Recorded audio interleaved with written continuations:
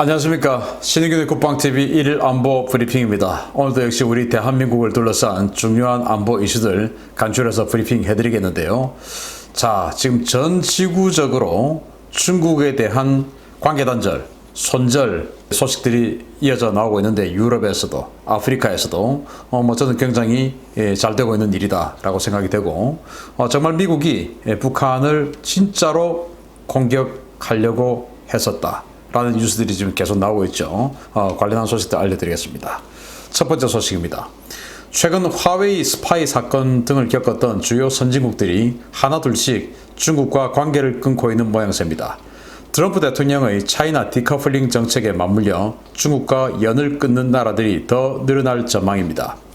호주 정부가 자국에 들어온 중국인 학자 2명에 대한 비자를 박탈하고 추방 절차에 들어가는 등 자국 내 중국인 전문 인력들에 대한 퇴출 절차에 들어갔다고 사우스차이나 모닝포스트가 13일 보도했습니다. 보도에 따르면 호주는 중국 본토와 대만 등 30개 대학이 참여하고 있는 호주학센터에 들어와 있는 중국인 교수 천홍, 리젠준 교수가 호주 하원 정치인들과 언론에 영향력을 행사하며 친중 정책을 펴도록 유도하는 등 사실상의 간첩 행위를 했다는 판단하에 이 같은 결정을 내렸습니다. 이 같은 조치는 최근 호주 내 중국인들을 대상으로 광범위하게 진행되고 있는 호주 정보당국의 스파이 행위 조사에 따른 것으로, 호주 정보당국은 중국의 해외 인재 유치 프로그램인 천인계획과 공자학원을 사실상의 스파이 프로그램으로 보고 강도 높은 조사를 진행하고 있습니다. 이 같은 탈중은 북유럽의 스웨덴에서도 이어지고 있습니다. 스웨덴의 반중은 지난해 주 스웨덴 중국 대사 구이 총리의 발언에서 시작됐는데요. 구이 대사는 지난해 화웨이와 중공에 대한 스웨덴 언론의 비판적인 기사를 보고 48kg짜리 패드급 선수가 겁도 없이 86kg의 헤비급 선수를 도발하려는 격이다 라며 이는 예의가 아니다 라고 말해 스웨덴 국민들을 경악하게 한 바 있습니다. 이 발언 이후 스웨덴은 중국과의 관계를 하나둘 정리하고 있는데요. 자국 내에 들어와 있던 모든 공자학원을 퇴출시킨 데 이어서 중국과 자매 결연을 맺은 116개 도시 가운데 110개가 결연을 단절하고 나머지 6개도 결연 단절 절차를 밟고 있으며, 스웨덴 최고의 팝스타인 자라 라르손 등의 유명인사들이 주도하는 화웨이 불매 운동도 점점 거세지고 있어서 중국과의 갈등골이 점점 더 깊어지고 있습니다. 자, 이거 잘 되고 있습니다. 호주가 지금 이 호주학 해가지고 이 중국과 대만의 이제 프로그램을 이렇게 하고 있는데, 이 호주학 센터 관련해서 당연히 이제 교류하는 교수들이 있죠. 그래서 이제 중국 교수들이 호주학 센터 관련한 프로그램 때문에 호주에 들어와 있는 거예요. 그런데 이 호주에 들어와 있는 중국 교수들이 하원 정치인들에게 여러 가지 어떻게 좀 구워 삶은 이런 게 있겠죠. 그렇게 해서 이제 친중 정책, 친중 법안 이런 것들을 발의하고 펼 수 있도록 계속 로비 활동을 하고 했던 것인데, 이게 이제 정보당국에 걸려가지고 추방됐다 이겁니다. 간첩행위했다 이거죠. 그런데 이제 이것뿐만 아니고 호주에 들어와 있는 많은 지식인들을 지금 이제 퇴출시키는 작업에 들어갔다라고 하는 것이고, 천인계획, 그래서 천인교육이라면 1000명의 인재를 양성하겠다 이거 아니겠습니까? 그러니까 중국을 돕는 호주의 인재들을 많이 친중화 시키는 인재들을 양성하겠다라고 하는 그 계획, 그리고 중국에 들어와 있는 공자학원, 이런 모든 것들이 사실상은 간첩 양성기관이고 간첩 행위의 프로그램이다. 이렇게 해서 전부 이제 퇴출하는 작업에 호주가 들어갔다라는 것인데요. 자, 오세아니아 대륙에서는 이렇게 탈중, 그리고 중국과의 절연, 손절 작업에 들어가고 있는데, 스웨덴, 이 북유럽에서도 이런 작업이 들어가고 있어요. 유럽에서 공자학원이 최초로 들어갔던 나라가 스웨덴이라고 합니다. 스웨덴 인구도 별로 안 되지만 공자학원이 무려 20개나 들어가 있고, 그리고 이제 유럽 공자학원 검색하면 이 스웨덴의 이 학생들이 이 중국 전통 의상을 입고 패션쇼하고 하는 그런 사진들 많이 나옵니다. 그 정도로 이제 스웨덴에서는 공자학원이 아주 지금 뿌리가 깊게 내려져 있었고, 인구가 그다지 많지 않은 스웨덴의 116개 도시가 중국의 도시와 자매 결연을 맺을 정도였으니까 중국하고 얼마나 친한 그런 상태였겠습니까? 그런데 그 스웨덴 정부가 화웨이 관련해서 스웨덴의 이 5G 네트워크 회사가 화웨이와 계약을 맺었어요. 그걸 이제 스웨덴 정부가 보류해라 라고 하니까 그 회사가 그러면 이제 화웨이와의 계약을 보류를 해버린 겁니다. 여기에 이제 스웨덴 중국 대사가 완전히 발끈해가지고 계속 이제 정말 입에 담을 수 없는 그런 욕들, 망발들을 하는데 어디 감히 이런 이야기들 해요. 그래서 스웨덴 언론에서는 마치 총독처럼 행세한다 이런 평론도 있기도 하고요. 이 스웨덴의 중국 대사가 얼마나 지금 기가 찬 행동을 그동안 해왔냐면은 그 외교적으로 좀 무례하거나 좀 분란이 생기고 하면은 대사를 초치하지 않습니까? 해당국 외교부에서 그 초치 그리고 해당국 외교 당국에서 공식 항의 경고 이렇게 한 게 지난 2년 동안 2017년에 취임을 했는데 그 기간 동안 무려 40회랍니다. 정말 어마어마하게 험한 말들을 쏟아냈는데 지금 이것도 이제 화웨이 끊고 막 이렇게 하니까 48kg짜리 패드급 선수가 우리 헤비급 선수한테 덤비는 격이다. 어디 감히 이제 이렇게 이야기를 했다라고 해요. 그래서 또 평소에 가만두지 않겠다. 어디 감히 이제 이런 식으로 하니까 스웨덴이 도저히 안 되겠다. 중국하고 우리 관계 끊자. 이제 이런 식으로 나오는 것이죠. 이게 이제 민간 차원에서 그리고 이 팝스타들 같은 이 대중 영향력이 있는 이런 사람들까지도 화웨이 단절 운동 이런 것들을 해나가고 있으니까 중국이 유럽에 진출하는 최초의 문화적 침투 경로였던 스웨덴이 이제 이렇게 완전히 절연하는 이런 쪽으로 나오고 있으니 앞으로 유럽에서 거꾸로 이제 스웨덴이 스타트가 돼서 중국과 관계를 절연하는 트럼프 대통령이 지금 추진하고 있는 중국과의 디커플링 이 정책이 유럽에서 완전히 스웨덴 발로 꽃을 피우지 않을까 생각을 하고 호주, 스웨덴 정말 잘하고 있습니다. 이게 그런데 여기뿐만 아니고 아프리카에서도 이러고 있습니다. 아프리카에 중국이 그동안 굉장히 많은 공을 들이고 있었다. 우리 다 알고 있죠. 아프리카는 어떤가 보겠습니다. 전 세계적인 중국 손절 현상은 아시아와 유럽뿐만 아니라 중국이 엄청난 돈을 들였던 아프리카에서도 벌어지고 있습니다. 시진핑 집권 이후 중국이 막대한 돈을 투자했던 아프리카에서 중국어를 주요한 외국어라고 생각하는 아프리카인들은 극소수에 불과하다는 조사 결과가 나왔습니다. 사우스차이나 모닝포스트는 9월 14일 아프리카의 여론조사 기관 아프로바로미터가 18개국 2,000명을 대상으로 진행한 설문조사를 보도하면서 아프리카 주민들 가운데 중국어가 중요한 외국어라고 생각하는 주민은 단 2%에 불과하다고 전했습니다. 응답자의 70%는 영어를 가장 중요한 외국어로 꼽았고 14%는 프랑스어, 4%는 아랍어를 중요한 외국어로 꼽았는데요. 이는 중국이 10여 년에 걸쳐 아프리카에 막대한 돈을 뿌린 것에 비하면 정말 황당할 정도의 수치입니다. 중국은 아프리카를 1대1로의 주요 공략 대상으로 보고 인프라 투자는 물론 아프리카 우수 자원들의 중국 유학도 적극적으로 지원해 왔는데요. 중국 대학의 유학 오는 아프리카 학생들이 2003년에 1,793명에서 2018년 81,562명으로 늘어났음에도 불구하고 중국어를 중요한 외국어로 보는 비율은 전혀 늘지 않은 것입니다. 특히 아프리카인 중 48%는 자신들의 나라가 중국으로부터 많은 빚을 내 인프라를 건설하는 것에 대해 우려하고 있다고 밝혔는데요. 아프리카 사람들도 중국인들이 어떤 자들인지 정말 잘 알고 있는 것 같습니다.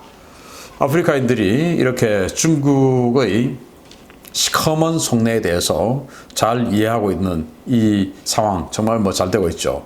결정적으로 2017년도에 중국이 아프리카 연맹 건물을 지어주고 그리고 이제 아프리카에 있는 모든 나라들이 그 연맹에 입주를 해서 이제 외교 행위를 하는 그 전당을 중국이 지어줬어요. 그런데 지어줬으면 거기서 끝나야지. 거기다가 스파이 행위를 하는 전당으로 만들어 버린 겁니다. 그래서 화웨이에서 거기다가 이제 전부 도청 장치와 어떤 그 전송 장치 그리고 아프리카 모든 나라들이 다 들어와 있으니까 그 사람들이 사용하는 컴퓨터, 통신, 라인 이런 것들 전부 해킹해가지고 매일 밤 12시부터 2시 사이에 2시간 동안 그 하루 종일 이 아프리카 모든 나라들이 여기서 입력했던 모든 자료가 중국어로 고스란히 전송이 됐던 겁니다. 이게 이제 밝혀진 거예요.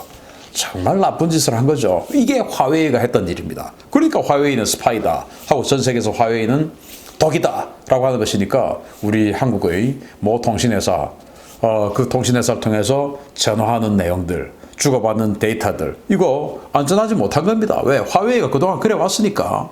스웨덴이 또 프랑스가 영국이 뭐 미국의 쫄병이라서 그러겠습니까? 자기네들도 조사해 보니까 이런 일들이 나오니까 탈화웨이 하는 거 아니겠습니까?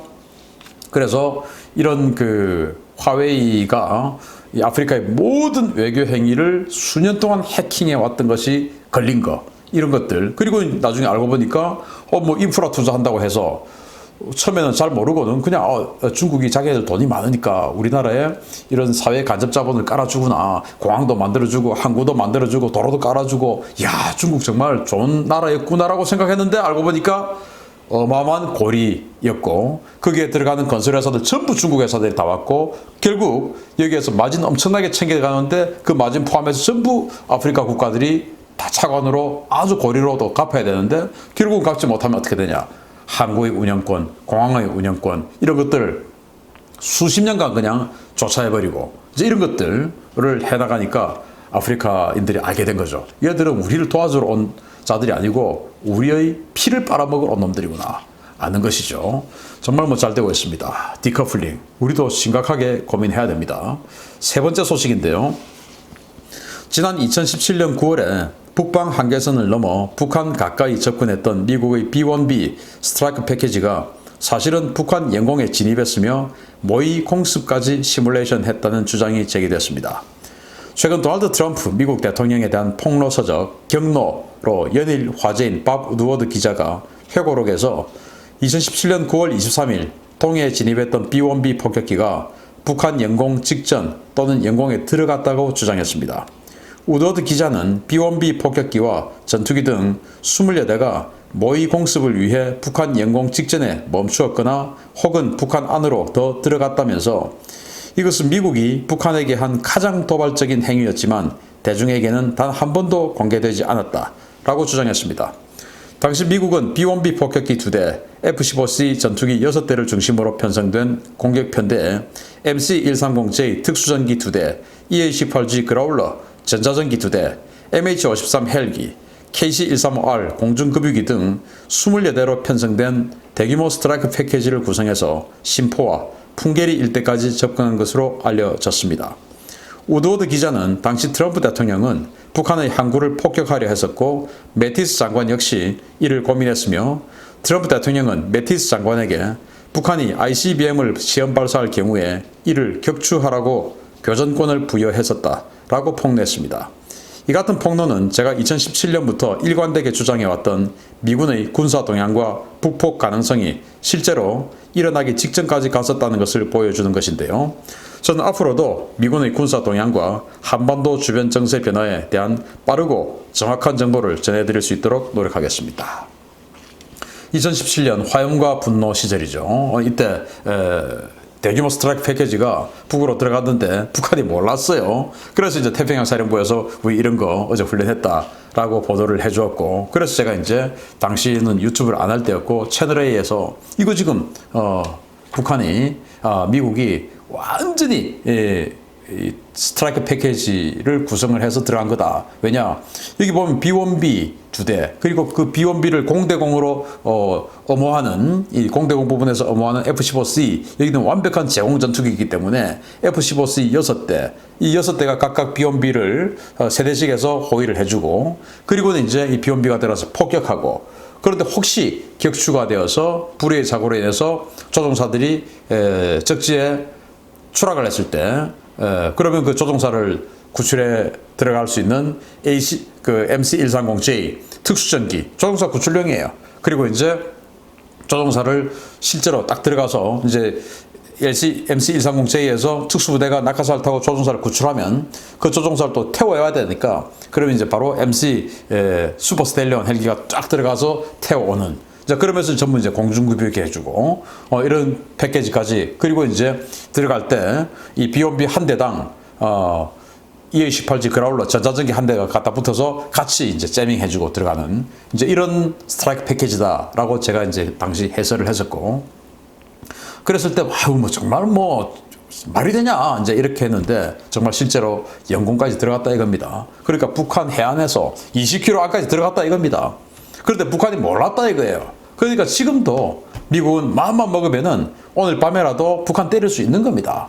모르니까. 그런데 B-1B, F-15 전부 비스텔스기예요. 그런데 지금은 B-2 그리고 F-35 이런 스텔스 전략으로 지금 미국이 2019년부터 계속 훈련을 하고 있죠. 그러니까 스텔스로 얼마든지 폭격할 수 있는 겁니다. 그래서 제가 미군의 동향을 설명해 드리면서 군사작전, 군사 옵션 이런 이야기 하면 저보고 양치기 소년이냐 맨날로 한다는데 도대체 언제 폭격하는 거냐?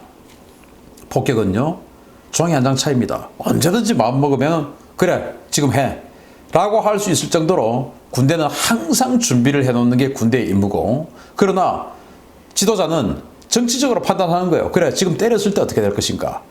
준비는 지금 다 해놨는데 그러면 때리려고 했더니 상대편에서 그것을 알고 잠깐만 해가지고 반응이 이렇게 나오고 또 그 반응을 유도하기 위해서 진짜 때리는 것처럼 하고, 그런데 그 때리는 것처럼 하는 것은 정말로 상대가 봤을 때 진짜 때릴 것처럼 해야 상대가 반응이 나오죠. 그런데 반응이 안 나오면 때려버리고 이런 것들입니다 정치라는 게. 그래서 제가 항상 해드리고 있는 이 말들이 맨날 그런 소리 하냐, 아닙니다. 진짜로 진행되는 것이고 정말 까딱 하나 북한에서 반응이 제대로 안 나왔을 때는 진짜 가는 겁니다. 그래서 그렇지만은 인류의 역사상 마음먹었다고 해서 준비했다고 해서 그 역사적으로 전부 전쟁이 일어났던 것은 아니죠. 그런 준비를 했던 것이 바로 전쟁을 막는 것이고 또 협상을 유도하는 것이고 상대의 굴복을 유도하는 것이기 때문에 다 군대는 그렇게 해가는 겁니다. 그래서 미국이 앞으로도 계속 진행하는 이 군사작전, 군사준비태세 이런 것들을 제가 계속 알려드릴 테니까 이것이 정말 그냥 훈련하는 것만은 아니구나. 바로 정치적 행위인데 이 정치적 행위가 종이 한 장 삐끗하면은 진짜로 가는 겁니다. 그래서 이 모든 것들 앞으로도 계속 여러분들께 보고 알려드리도록 하겠습니다. 마치겠습니다. 감사합니다.